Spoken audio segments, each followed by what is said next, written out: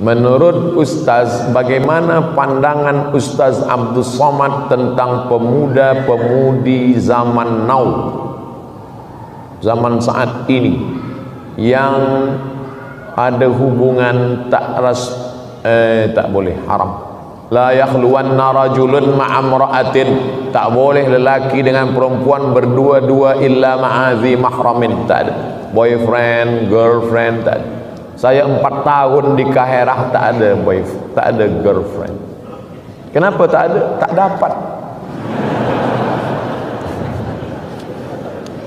Sebab pelajar Malaysia 5,000, pelajar Indonesia 2,400, yang perempuan 300 saja, lelaki 2,100. Saya termasuk yang kalah. Tapi alhamdulillah selepas balik dipertemukan Allah, punya anak. Jadi jangan pernah takut tidak ada jodoh. Kalau jodoh takkan ke mana.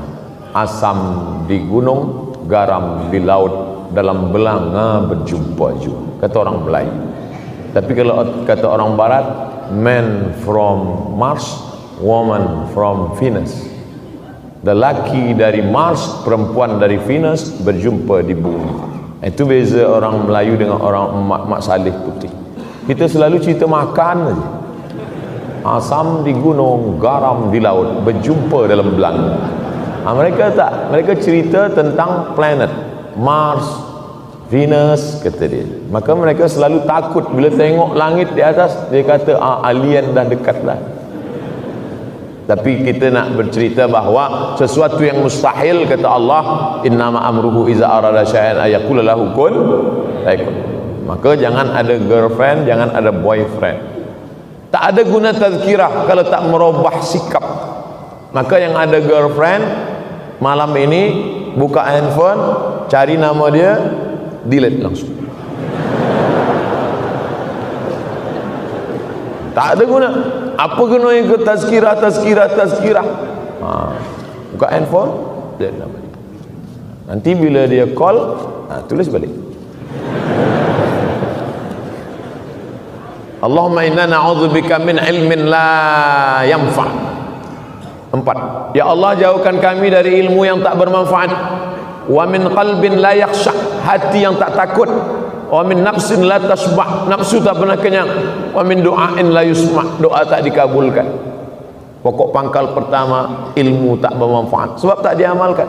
Maka bila ustaz dah kata buang girlfriend, buang boyfriend, buang, bagi tahu dia, oh my girlfriend, malam ni aku buang engkau, esok pagi aku nak datang, ku pinang kau dengan bismillah. Dia pun balas, so sweet, kata dia.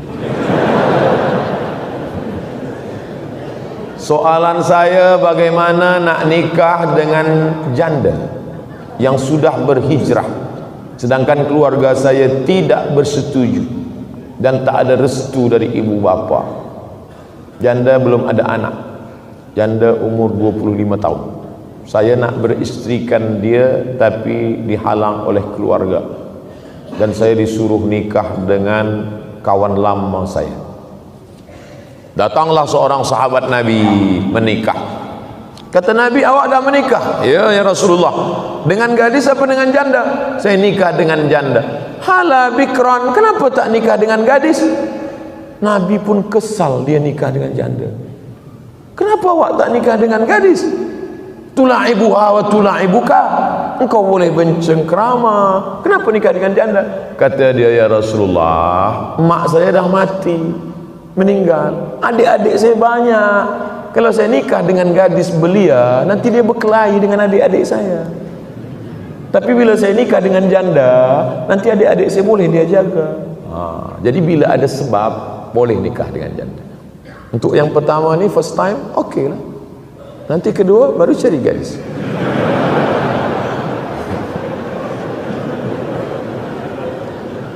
Jelaskan pada orang tua, ayah, mak, saya nikah dengan dia ni sebab dia ni baik, sebab dia ni. Tapi kita tak boleh bagi tazkirah pada orang tua kita.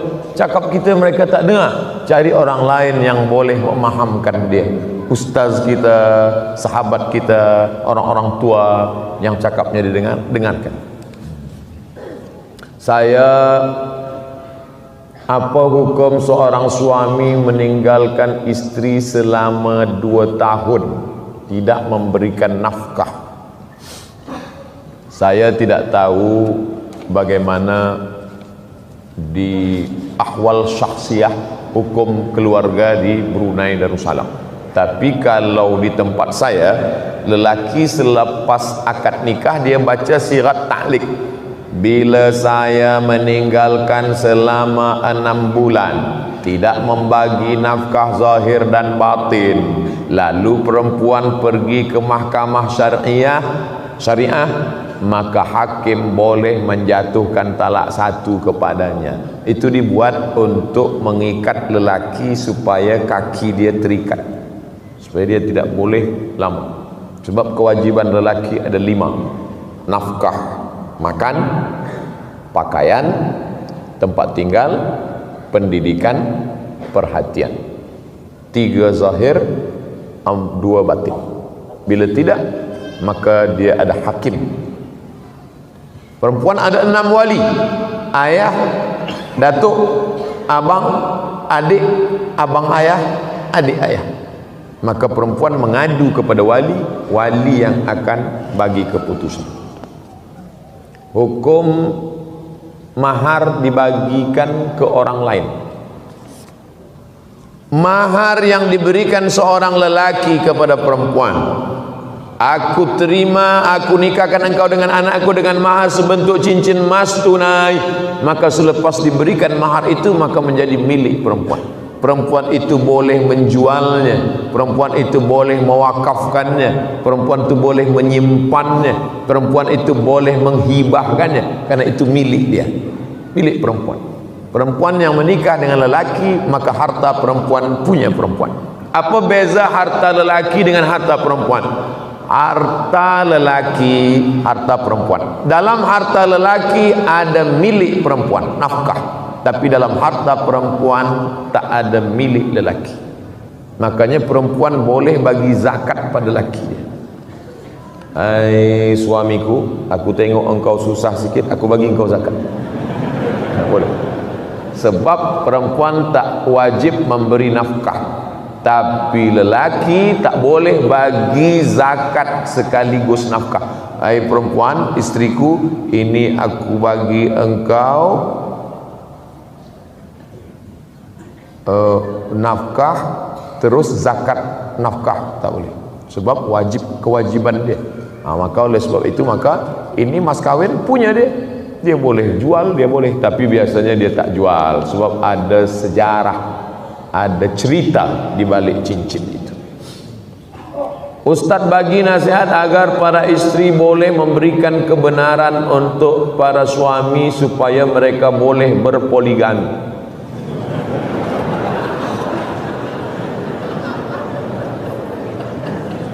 Fankihu ma taba lakum minan nisa, nikahilah perempuan yang baik-baik. Masna 2, wa sulasa 3, wa ruba' 4. Tak ada Allah suruh 1. Masna 2, sulasa 3, wa ruba' 4. Tapi ayat itu belum titik, belum wakaf, baca ujung. Fa in khiftum alla ta'dilu, kalau kamu takut tak adil, fawahidah, 1 saja.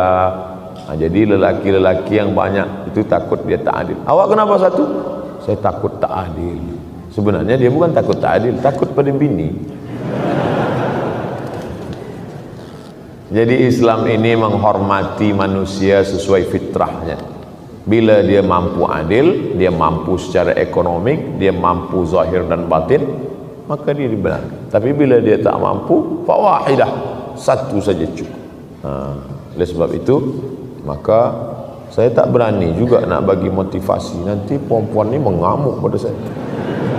Saya hanya bagi sebutkan ayat-ayat, dalil-dalil hadis. Nanti tuan balik ke rumah bagi tahu dengan puan. engkau maukah aku tunjukkan amal yang menghantarkan ke surga? Apa tu? Izinkan aku menikah lagi. Tak masuk pun tak apa. Kalau tak percaya, cubalah. Berat. Ini jihad yang luar biasa. Oleh sebab itu maka memang ada perempuan-perempuan yang tahan hati dia, tapi tak banyak. Kalau dapat, maka Masya Allah, tabarakallah. Umur saya 19 tahun, tapi jatuh hati dengan seorang, tak pernah bercakap. Oh, dia 19 tahun jatuh hati, tapi dia tak ada cakap, senyum-senyum je. Tersenyum sekali saja, Ustaz. Solehah orangnya. Salahkah saya mendoakan kebaikan untuk dia? Berdoa untuk dapat dengannya satu hari nanti?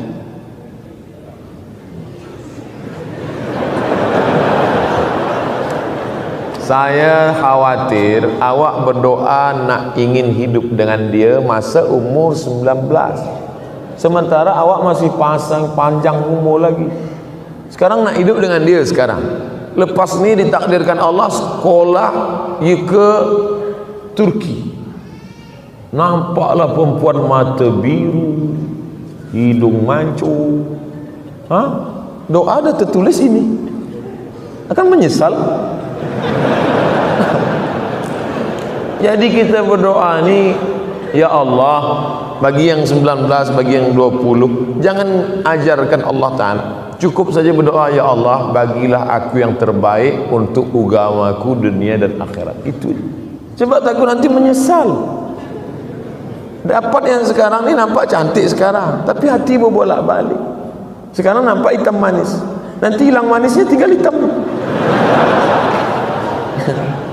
Oleh sebab itu maka yang nak berdoa, doa saja, ya Allah, bagi aku jodoh yang boleh menolong aku untuk kebaikan duniaku dan akhiratku. Itu saja. Kalau memang jodoh, nanti akan dapat dia. Tapi kalau menurut Allah yang lebih baik daripada dia, kenapa kita tolak? Kadang kita ni menyangka kita lebih faham daripada Allah Ta'ala. Az-zaw al-mar'atu salihatu allati tu'inu ala imanihi. Begitu bunyi hadisnya. Al-mar'atu salihatu, perempuan yang salihah, allati tu'inu ala imanihi, yang menolong iman lelaki. Itu yang diharapkan. Yang boleh tolong iman kita. Kalau tak boleh tolong iman kita, dia tak tahu salih. Bagaimana menenangkan hati kedua ibu bapa jika mereka dalam keadaan marah? Dengan ibu bapa ni, pertama diam, yang kedua diam, yang ketiga diam, jangan lawan. Mak saya umur 70 tahun, umur saya 42 tahun, apa pun kata dia, saya diam. Bulan Mac lepas dia meninggal dunia, saya tak menyesal, sebab saya tak pernah melawan. Diam. Ibu ayah kita tak pernah memandang kita besar. Dia selalu melihat kita adalah budak kecil yang baru pandai merangkak dan berjalan. Oleh sebab itu kita salah bila kita merasa kita besar. Almarhumah mak saya tak pernah tengok saya seorang Ustaz Abdul Somad. Dia tengok saya budak kecil yang baru pandai berjalan. Maka bila dia marah, saya diam. Saya tak pernah pula balik, saya bagi mak sini, ya ayyuhal emak. Saya tak pernah bagi dia tazkir. Saya tetap menganggap diri saya adalah budak kecil, kerana kita di mata mereka tak pernah besar. Kita adalah budak-budak. Oleh sebab itu maka kita diam. Bila dia berhenti, baru kita bercakap. Ingatlah, tak banyak yang saya bagi menghadapi orang tua. Satu kata saja, diam. Tuan guru yang dimuliakan Allah, apakah boleh solat jenazah dilakukan bermakmum jemaah perempuan? Apa hukumnya? Tu solat jenazah Masjid Nabawi, Masjid Haram. Salatu alal maiti yarhamkumullah. Salat mayat jenazah, ada tak dengar? Salat jenazah lelaki saja. Tak ada. Perempuan-perempuan semua ikut solat jenazah. Yang tak boleh itu mengiring jenazah. Perempuan tak boleh mengiring jenazah. Hukumnya tak sampai juga, haram, makruh. Pesan Sayyidina Abu Bakar Siddiq, bila aku meninggal nanti, jangan diiringi jenazahku oleh perempuan. Itu pesan, itu sunnah Nabi Muhammad SAW. Kenapa begitu? Sebab kalau lelaki ini cepat lupa.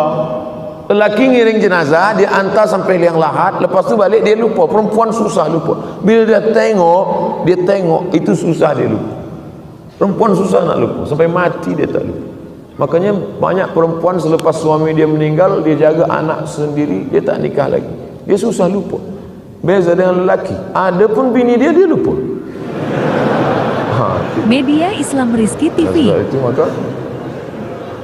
maka jaga. Perempuan susah nak lupa. Maka perempuan ini bila dia dah nampak, dia ikut solat jenazah saja. Man syahidal janazata hatta tusalla alaiha. Siapa yang ikut solat jenazah, lahu qirat, dapat 1 qirat. Wa man syahidal janazata hatta tudfana. Siapa yang ikut solat jenazah hingga dikebumikan, lahu qiratan, dapat 2 qirat. Wamal qiratan ya Rasulullah. Apa 2 qirat itu ya Rasulullah? Mithlul jabalainil azimaini, seperti 2 bukit Uhud yang besar. Ini hanya bagi lelaki. Perempuan, makanya perempuan tak ada masuk ke baqi. Yang masuk ke baqi lelaki saja. Perempuan dari luar pagar. Dari luar tu pun dia menangis-nangis. Laisa minna man darabal khudud wa saqqal juyub. Siapa yang memukul-mukul pipi, menarik-narik rambut, menguyak-nguyak baju, bukan umat Muhammad SAW. Mungkin di negeri kita Melayu saya belum pernah tengok, tapi di Mesir, saya tengok berapa kali ada perempuan lah, anak dia meninggal, laki dia meninggal, pukul-pukul, ya lahwin, sampai tarik rambut. Sebab mereka tak kuat nak menahan. Itu maka mereka tak ikut ke pemakaman. Saya pernah ikut sekali ke pemakaman, ada perempuan, isteri dia ikut, dia nak masuk ke dalam. Abang, aku nak masuk. Yang lain tak. Sebenarnya kalaupun kita diam pun dia tak juga nak masuk. Tapi yang lain tak, jangan puan. Tapi saya diam aja. Dia kata saya, masuklah kalau nak. Takkan masuk. Mana dia nak masuk? Cuba nanti kalau ada perempuan, semua jangan tahan, diam aja, suruh dia masuk. Tak ada. Bagaimana kita cara menilai secara benar tentang ilmu para Muslim scholar yang tumbuh macam cendawan, malah memberikan satu hukum yang berbeza di antara satu yang lain, yang akibatnya membawa kekeliruan kalangan umat Islam. Kata Imam Malik bin Anas, guru Imam Syafi'i, kullu kalamin yu'malu wa yutraku. Semua cakap orang boleh diamalkan, boleh dicampak, dibuangkan.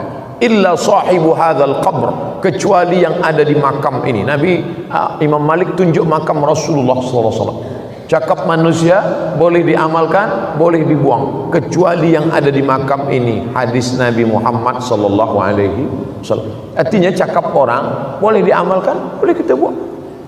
Cakap Abdul Somad malam ini, ambil yang baik-baik, yang buruk-buruk, yang tak elok, buang. Abdul Somad tak dapat wahyu. Kalau Abdul Somad dapat wahyu, dia Nabi yang ke-26. Manusia biasa. Sedangkan Imam Malik bin Anas saja berkata begitu, apalagi kita manusia biasa. Adapun cendekiawan-cendekiawan yang berkata bertentangan dengan syariat, taraktu fikum amraini, ku tinggalkan pada kamu 2 perkara sahaja. In tamassaktum bihima, kalau kamu pegang yang 2 ni, lam tadillu abadan, kamu tak akan sesat untuk selamanya. Kitabullah, Al-Quran, wa sunnati, sunnah Rasulullah SAW. Apa kata Imam Syafi'i? Bila kamu berjumpa dengan fatwaku, lalu kamu nampak hadis sahih, in sahhal hadis fahuwa madhhabi. Bila nampak hadis sahih, maka itulah mazhab. Tengok bagaimana Imam Syafi'i. Nabi punya anak namanya Fatimah. Fatimah punya anak namanya Sayyidina Husain. Husain punya anak namanya Ali. Husain punya anak namanya Ali. Ayah Husain Ali, ayah dia Ali, anak dia Ali. Untuk membezakan Ali datuk dengan Ali cucu, maka dipanggil dengan Zainal Abidin. Ali Zainal Abidin. Zainal perhiasan, Abidin ahli ibadah, kerana ibadahnya banyak. Dalam kitab Syiar A'lam An-Nubala ditulis oleh Imam Az-Zahabi, Ali Zainal Abidin sehari sujud 1000 kali. Maka digelar dia dengan Imam As-Sajjad. Sajjad artinya banyak sujud. Saking banyaknya sujud disebut As-Sajjad, 1000 kali. Dia pergi ke toilet nak buang hajat, maaf, dia pakai baju. Lepas itu bila nak dia sembahyang, dia lepas baju yang di toilet tadi, dia pakai baju lain. Anak dia bertanya, ayah, ya, kenapa ayah ganti baju toilet, ayah tukar dengan baju baru? Apa kata dia? Sebab tadi ada lalat hinggap. Aku tak ingin kaki lalat itu, yang lepas kaki lalat yang hinggap ke kain tadi, aku bawa sembahyang. Tengok bagaimana waraknya Ali Zainal Abidin. Kata anak dia, tapi Rasulullah ayah, Rasulullah pakai baju yang di toilet dia bawa salat. Taraja'a an fi'lihi wa qawlihi. Maka Imam Ali Zainal Abidin meninggalkan perbuatannya walaupun baik kerana mengikut sunnah Rasulullah sallallahu alaihi wasallam. Buka kitab judulnya Tambihul Mughtarrin, peringatan pada orang yang tertipu, ditulis oleh Syekh Abdul Wahab Asy-Sya'rani. Perbuatan itu walaupun baik, tapi kalau bercanggah dengan sunnah Rasulullah ditinggalkan. Yang melakukan itu siapa? Cicit Rasulullah sallallahu alaihi wasallam. Jadi kita baik ikut siapa? Ikut Nabi Muhammad sallallahu alaihi wasallam. Apa lagi cendekiawan? Cendekiawan bukan kaki lalat, kaki ayam ke baju dia. Saya ingin menikah, kedua belah keluarga sudah bersetuju, tapi keluarga saya dan keluarga bakal itu mahu kasih pernikahan besar. Oh, dia nak buat walimah besar lah. Saya belum mampu untuk menanggung perbelanjaan besar. Jadi boleh tak berikan sikit nasihat untuk saya? Yang nak besar kan keluarga. Kenapa saya bagi nasihat pada awak? Pada keluarga yang minta besar itulah. Hai keluarga yang nak besar-besar, keberkahan bukan pada yang besar. Aulim walau bisyatin. Suatu ketika datang sahabat Nabi namanya Abdurrahman bin Auf. Abdurrahman bin Auf ini pindah dari Makkah ke Madinah, susah. Lepas tu dia berniaga, dia dapat untung, dia pun menikah. Tangan dia bagi atharu sufrah, ada kuning-kuning di tangan dia, kuning bekas minyak wangi namanya za'faran, kuning, biasa dipakai orang nikah. Kata Nabi, Abdurrahman bin Auf, ya, awak nikah ke? Iya ya Rasulullah. Itu tangan awak ada bekas kuning. Iya, saya nikah. Kenapa tak jemput saya, tak buat walimah? Aulim walau bisyatin, buatlah kenduri walaupun hanya seekor kambing. Makna seekor kambing bagi orang Arab itu jemputan 10 orang sahaja. 10 orang, sebab orang Arab bila ada kambing dia 10 orang aja. Bukan macam kita. Itu kambing sekampung. Sekarang pula orang tak nak makan kambing. Bila saya bagi tazkirah makan ramai, tak ada satu pun nak makan kambing. Semua sebagi saya, bagilah Ustaz makan. Kata saya, kenapa tuan takut makan kambing? Mana ada kolesterol kat sini? Sini tak ada kolesterol. Kolesterol di hospital. Buatlah kenduri walaupun hanya seekor kambing, 10 orang saja cukup. Doanya, barakallahu lakuma wa baraka alaikuma wa jama'a bainakuma fi khair. Besar tapi tak ada berkah. Sebab apa? Riak. Ada riak di dalam. Oleh sebab itu maka bagi syuhrah, Maka kata Nabi SAW, a'linu hadzal nikah, jangan diam-diam, a'linu, bagi iklan, waj'aluhu fil masajid, buat akadnya di masjid, wadribu alaihi bidufuf, pukulkan duf, pukulkan gendang, pukulkan gendang, marhaban, marhaban ya nur, marhaban ya nurul aini, selamat datang wahai cahaya mata. Yang dimaksud cahaya mata adalah Nabi Muhammad SAW ketika datang bercahaya dia. Tapi sekarang dipukulkan gendang, marhaban wahai cahaya mata, selamat datang mempelai lelaki. Semua tertunggu-tunggu, mana lelaki yang bercahaya tadi. Itu keluar tengok, hitam. Apa hukum berbakti lebih kepada ibu bapa mertua daripada ibu bapa kandung bagi lelaki? Sebenarnya dia tak berbakti pada mertua, dia takut pada bini dia je. Bila engkau berbakti pada emak engkau, biasa, sebab engkau di dalam rahim dia 9 bulan 10 hari, menyusu, meminum air susu badan dia selama 2 tahun. Lepas itu engkau berbakti pada dia, biasa, tak ada yang luar biasa. Tapi bila engkau berbakti kepada mertua, luar biasa. Sebab apa? Sebab dialah yang sudah memberikan anak gadisnya yang dia kandung 9 bulan 10 hari, dia lahirkan meregang nyawa, dia bagikan pada engkau. Kerana Allah, aku nikahkan engkau dengan anakku dengan mahar sebentuk cincin emas. Mana ada harganya? Tapi dia ikhlaskan untuk engkau kerana cintanya. Maka engkau balas cinta mertuamu itu. Cinta kepada orang tua biasa, tapi sayang kepada mertua, nah itu baru luar biasa. Tapi janganlah lebih daripada, lebih-lebih sikit. Mungkin Ramadan ini lebih ke sini, Ramadan depan lebih ke sini. Tapi kalau lebih banyak ke sini, bagaimana mungkin kita melebihkan dia? Sementara ini pun kata Nabi SAW, andai kita gendong dia dari tempat kita bawa ke Makkah, tawaf sa'i umrah, lepas itu kita pergi ke Padang Arafah melontar jumrah, balik lagi kita dukung dia, tak dapat membalas sekali menjerit dia saat mengeluarkan kita ke alam dunia. Oleh sebab itu maka kata Allah, wabil walidaini ihsana. Apa makna ihsan? Membalas lebih dari yang dia lakukan. Maka kalau ada anak mengaku membalas lebih, takkan sampai mati kita tak boleh membalas lebih pada orang tua. Apa hukum ingat seorang berlainan jantina? Maknanya normal. Yang kita takut itu selalu ingat pada sesama jantina. Dia berlainan jantina, dia ingat. Lelaki ingat perempuan, perempuan ingat lelaki. Tapi dengan mengingatinya kita teringat Allah. Oh, iya pula. La talbisul haqqa bil batil. Jangan campurkan yang hak dengan yang batil. Jangan campurkan yang hak dengan yang batil. Mengingat Allah hak, mengingat orang yang tak mahram batil. Maka manakala ingat orang tak mahram, terbayang wajahnya.